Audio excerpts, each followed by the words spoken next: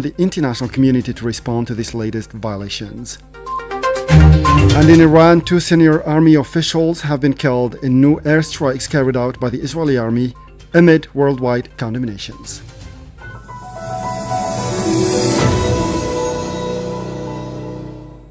Those were the headlines, and now the news in detail from Radio Algeria International. First in our news, Algeria has condemned the blatant Israeli aggression against the Islamic Republic of Iran, calling on the United Nations Security Council to assume its responsibilities by putting an end to the policies of the Israeli occupation that undermine the security and stability of the region.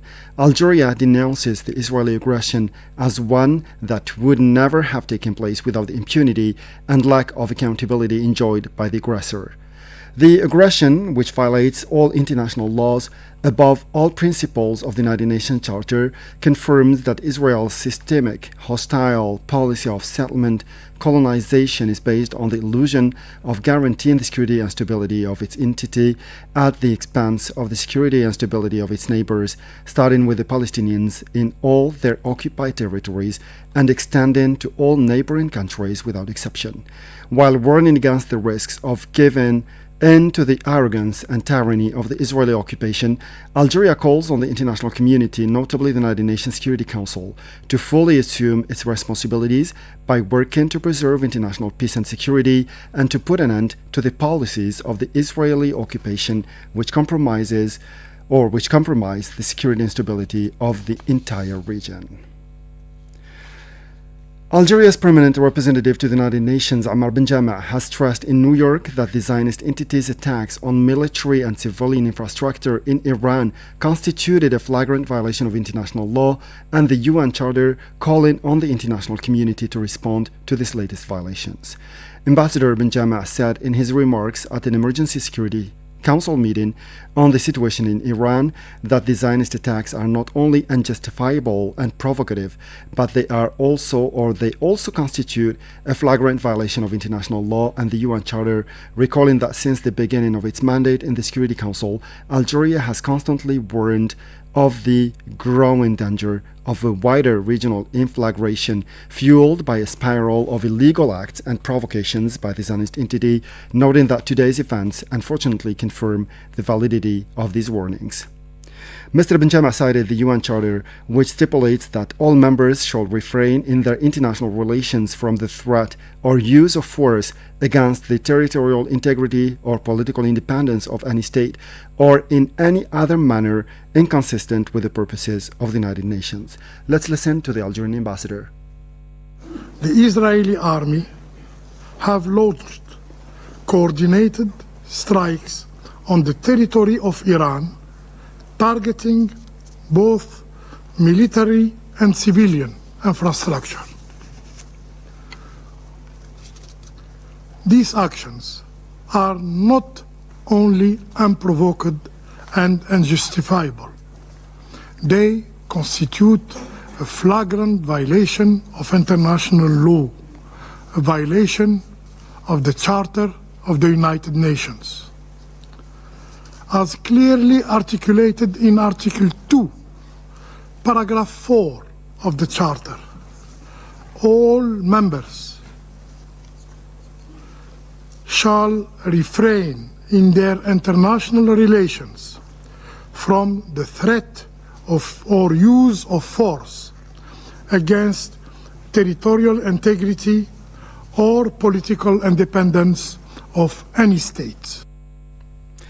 And the Algerian diplomat stressed that Israel's acts of aggression Israel acts as if the law does not exist or does not apply to it, adding that it is sowing chaos throughout the region and its behavior is unworthy of a member of the United Nations. Israel is sowing chaos throughout the region, throughout the Middle East. Its conduct is unworthy of a member of the United Nations. We are witnessing a repeated act of aggression.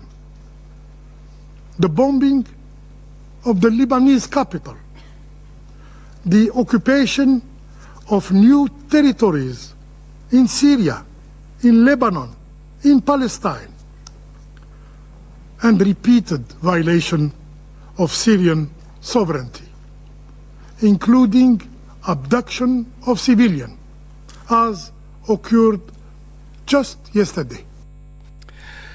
And Mr. Benjama recalled on the occasion that in Gaza, the Israeli occupation is using starvation as a method of warfare in flagrant violation of international law. The Council of the Nation, chaired by its Speaker, Mr. Azzouz Nasri, has condemned the aggressive Israeli attacks against the Iranian people, which violate the sovereignty of Iran and the integrity of its territory in blatant violation of international law and the United Nations Charter. Mariam Bershi has more details in this report. 3-2-1-0. Trad BS Kriku. Many social, economic and other decisions which responded directly to the concerns of the citizen and which were expressed through the parliamentary oversight mechanisms. So as I said before, the Council of the Nation, chaired by its Speaker, has condemned the aggressive Israeli attacks against the Iranian people, which violate the sovereignty of Iran and the integrity of its territory in blatant violation of international law and the United Nations Charter. The Council said in a statement that it was following with deep concern the Israeli aggression considered or aimed at hidden the Iranian people, its infrastructure and strategic facilities in the brotherly country. It said that the aggression, which is in total contradiction with international law, once again reflects the colonial and criminal policy of the Israeli occupation based on illegitimate expansionist objectives and aggressive methods aimed at extending its influence and guaranteeing its security at the expense of the integrity, sovereignty, and security of neighboring countries. The Council stressed that the international community now faces a real challenge that requires concrete and serious action to guarantee peace and security in the region and to avoid any escalation that could lead to a devastating war. It added that the heinous attacks by the colonial entity, which come on top of a series of repeated aggressions and violations against several countries, repeated aggressions and violations against several countries, starting with the genocide in Gaza and against the Palestinian people for more than 20 months, have revealed the true hideous face of Zionism. And the State Minister in charge of the Foreign Affairs, the National Community Abroad and the African Affairs, Mr. Ahmed Attaf, has received a phone call from his Omani counterpart, Badr al-Porsaidi. The two men examined the latest developments in the Middle East region in the wake of the Israeli attacks on Iran. On the occasion, the two ministers stressed the importance of pooling efforts to help the UN Security Council to fulfill its mission and safeguard security at the regional and international levels. And in Iran, two senior army officers have been killed in new airstrikes carried out by the Israeli army amid worldwide condemnation. The announcement was made by the state television, which affirmed that the attack launched today at dawn hit sensitive sites of the Iranian airspace or the Iranian Army General Staff. It also announced that Israeli drones had been shot down after violating the Iranian airspace in the border region of Salmas. The news agency IRNA, for its part, assured that two Israeli military planes had been downed by the anti-air defense batteries in similar circumstances. The airstrikes described by the Iranian authorities as a direct act of aggression against Iran's sovereignty and integrity came in the wake of a series of attacks that hit 2 days ago civil and military infrastructure across the country, including Tehran, killing and wounding several people. The attacks were denounced as a blatant violation of the UN Charter by the Iranian Foreign Ministry, which stressed that Iran would respond by all necessary means. This came as the news agency IRNA stated that Iran's airspace would remain closed until further notice. In this connection, the Director General of the International Atomic Energy Agency, IAEA, Rafael Grossi, urged the Israeli authorities to show a greater restraint. And in the Middle East, at least 9 Palestinians have been killed in bombardments carried out by the Israeli occupying army against various parts of the Gaza Strip. According to the news agency Wafa, several others were wounded after a group of people who gathered to receive aid was targeted by the Israeli occupying forces south of Gaza City. Other areas, including the southern region of Khan Yunis and other towns and the refugee camp of Jabalia in the north of Gaza, were also hit. And back to Algeria, where the Prime Minister Nadel Arbawi, who was entrusted by the President of the Republic, Mr. Abdelmajid Tebboune, has presided over the award ceremony for the President of the Republic's Ali Maashi Prize for Young Artists. The ceremony was held today at the Abdel Rahal International Conference Center in Algiers on the occasion of the celebration of the National Artist Day. The event, which is part of the National Artist Day, celebrated on June 8 of each year, is organized by the Ministry of Culture and Arts under the high patronage of the President of the Republic in implementation of his ongoing commitment to promoting culture and art, artistic research and production, and creating an environment conducive to the emergence and development of artistic talent. The President of the Republic's Prize for Young Artists reward the best winners in several artistic and literary fields, including novel, poetry, theater, performance, dramaturgy, music and cinema, as well as the visual arts. The Minister of Communication, Mr. Mohammed Mzian, has stressed in the southern city of Bashar that the President of the Republic, Mr. Abdelmajid Tebboune, pays a particular attention to local radio stations and their development, given their contribution to local development and their proximity to citizens. The President of the Republic, Mr. Abdelmajid Tebboune, pays a particular attention to the development and modernization of radio stations, as is the case with Bashar and Bni Abbas stations, which are pioneering and vanguard local radio stations.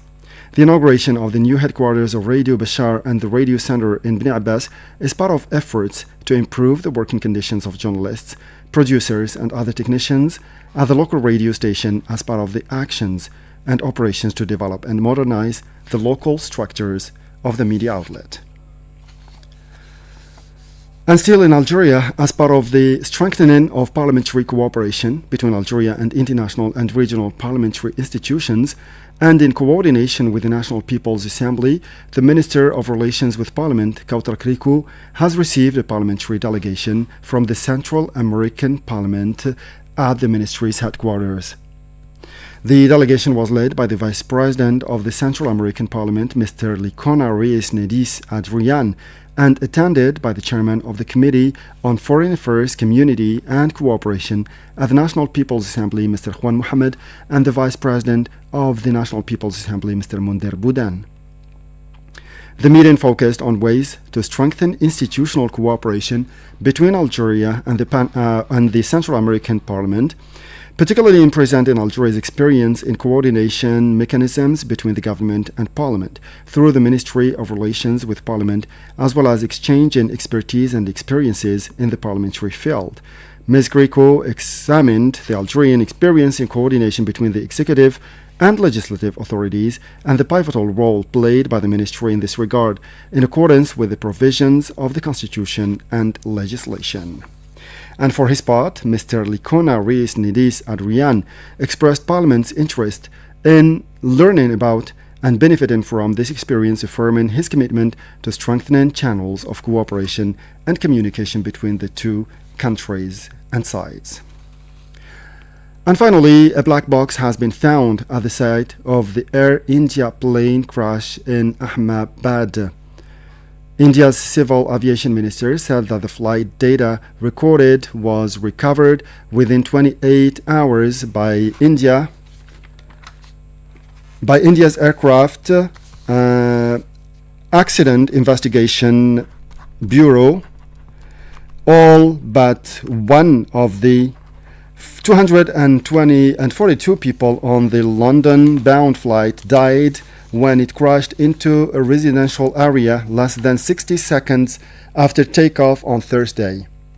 The death toll from the Air India Boeing 787 Dreamliner crash in Ahmedabad rose to 274 including 33 of those who were on the ground when the aircraft went down. The Tata Group, which owns Air India, has extended its compensation package to include these victims. On board, the wide-body aircraft was carrying 242 individuals, including both passengers and crews. And with this last piece of news, we come to the end of this news bulletin. Time now for our weekly program, Echoes of Time, with my colleague Marim Bershi. As for me, I'll meet you again tomorrow for a fresh edition of our news bulletin. Until then, stay tuned to Radio Algeria International, and bye-bye for now.